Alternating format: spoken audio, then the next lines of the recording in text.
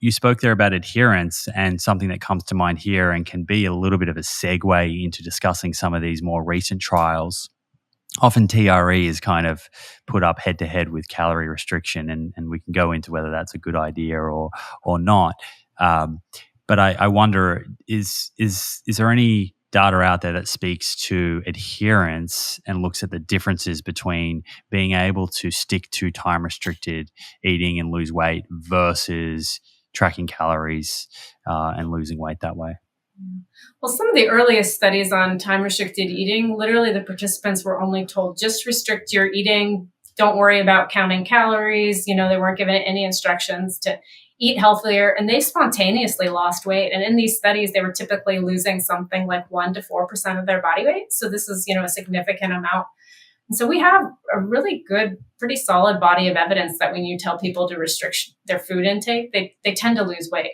Now, if you combine that with calorie restriction, it kind of depends on the paradigm, right? So if you have a background, if you have a study that's pursuing very extreme calorie restriction, as Emily said earlier, today, it can be sometimes hard to detect differences or additional weight loss benefits due to time-restricted eating because, the participants are already aggressively losing weight.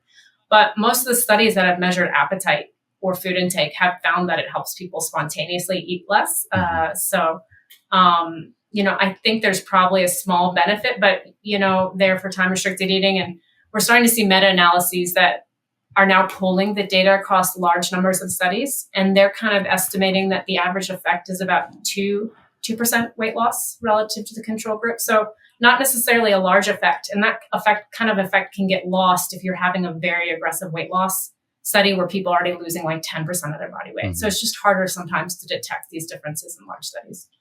Yeah, and I think I agree with everything you just said. I think along those same lines, like the paper that just came out a couple of days ago in obesity from Corey Reidner's group, there's a line in there that says like for the group that was doing both and they were struggling with caloric restrictions, so they told them to just focus more on time restricted eating, and they still saw the same change, right? So they also didn't have a huge difference between eating window within their participants.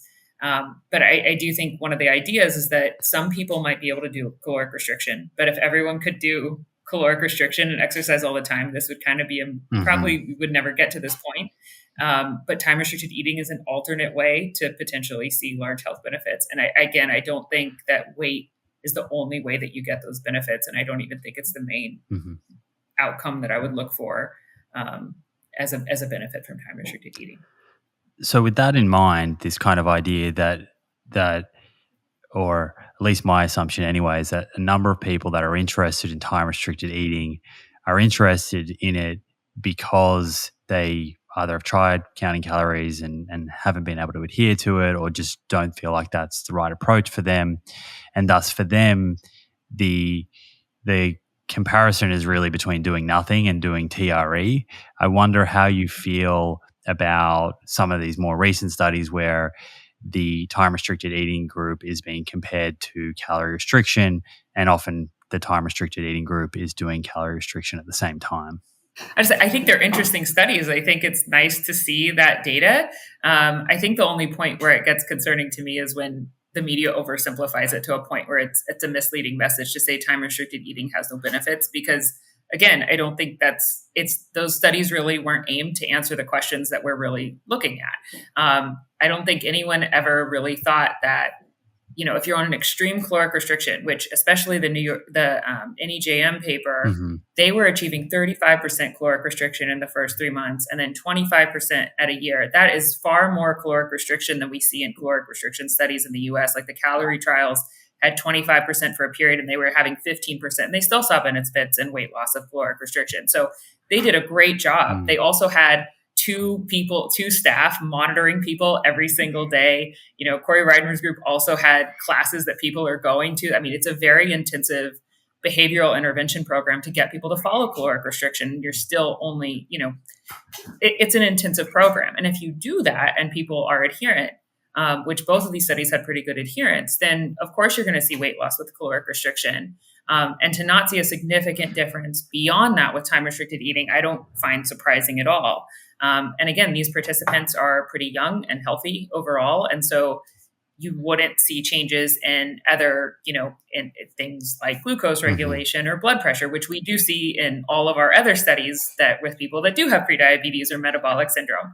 And so I don't find these results shocking. I think it's really interesting to see that, hey, an 8-hour time restricted eating with caloric restriction is pretty much the same as a 10-hour or 11-hour time restricted eating with caloric restriction. Okay, maybe that's a little bit easier then to tell someone, just do 10 hours, your caloric restriction that way. There's no reason to force yourself into 8. But beyond that, I don't think it is anything to say that time restricted eating isn't effective at what we had kind of hypothesized that it would be. Now, I will also even add, I don't think we're not yet at the point where we're doing very large studies to nail some of these questions definitively. I think if we had larger sample sizes, we would be able to answer these questions more definitively. So, I mean, even if you think about the whole debate versus low versus high carb diets, right? To really answer that question, they have to go to studies where they're enrolling 600 people, right? To definitively answer that question. We're still, most of our studies enrolling less than 100, right? So in any weight loss study, you will have people who gain weight, even though they're supposed to lose weight, and then people who lose massive amounts of weight.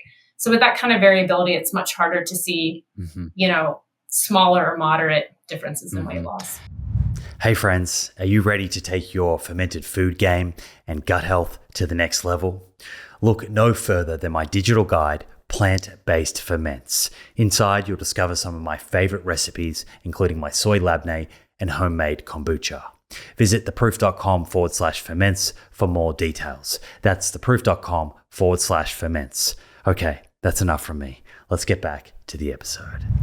Yeah, and on that example of low versus high carb, one of those diet studies that stands out is the Diet Fit study from Christopher Gardner's group. Yeah. And one of the very interesting findings there was the variance within each group. So some people did really well on low carb and some did really well on high carb. And unless you looked at a waterfall plot, you missed a lot of that variance. Correct. That does show that even though the averages were the same, there is a particular benefit for certain individuals. And then I guess the next question is, how do you test to kind of better predict who might do better with a certain intervention?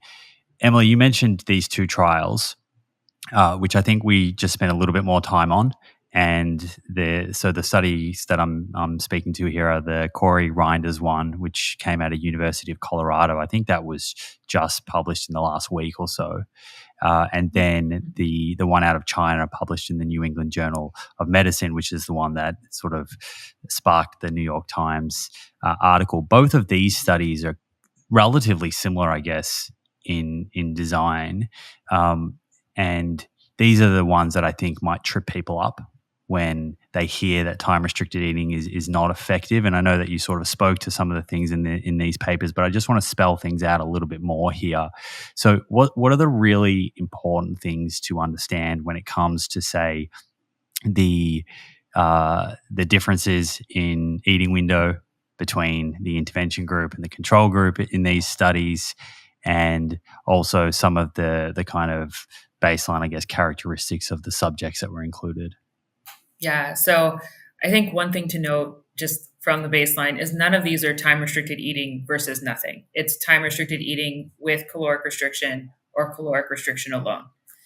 The second caveat to that is even the caloric restriction alone group was debatably a form of time-restricted eating. So in the NEJM paper, at baseline, the participants had a little bit over a 10-hour eating window, which I would consider an intervention of just time-restricted eating in its own right. And then their TRE group had about 8 hours. So it is a little bit shorter, but it's really maybe about a 2-hour difference. Similarly, in the Reidner's paper, they had, I think, around 11 hours at baseline. And even the caloric restriction group did decrease to about 10 hours. And the time-restricted eating group was a little bit shorter than that, but it was only about an hour and a half difference between these two groups. So this wasn't like what we normally see, where there's usually at least a 4-hour difference between a time-restricted and a kind of control group for that. These were really quite similar, and none of them were beyond 12 hours. So I think that's a really important thing to keep in mind. We're not talking about what kind of the median eating window we see in the US, which is about 14 plus hours. Mm-hmm. We're talking about kind of shorting eating anyway. So that's a big confound to both studies.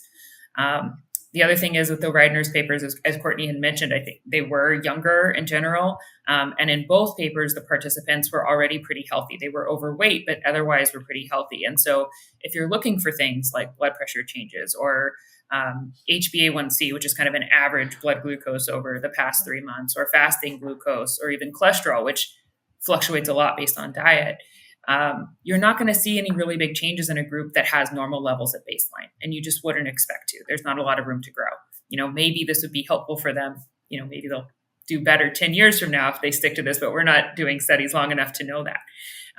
And so I think when you say, okay, well, time-restricted eating isn't working, I just don't see that, because the assumption would be that time-restricted eating helps you lose weight separate from decreasing calories. And potentially there could have been an added effect. And even within those papers, you do see a slight change between the two. They just aren't significant differences. And I think you get somewhat of a ceiling effect. Mm-hmm. It's like if it's raining outside and the rain washed all the dust off your car, and then you go through a car wash, well, the rain kind of already got the dust off. You're kind of hitting the same thing twice. And so I wouldn't expect a big difference there. That doesn't mean the car wash doesn't wash your car better.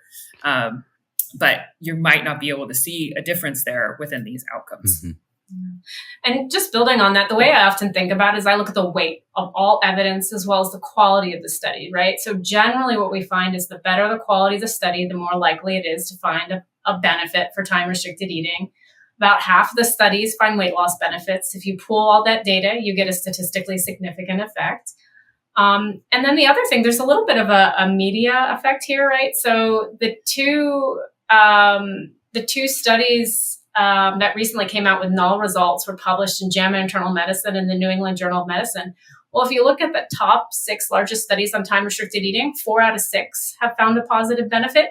It's just the 2 null results got in higher profile journals, right? So it gets more media attention. So, the average reader will see those studies and think, oh, it's not working. But when you actually research the field on, a daily basis, all the studies, right? And so you pull them together mentally in your head and you say, what does the data tell us?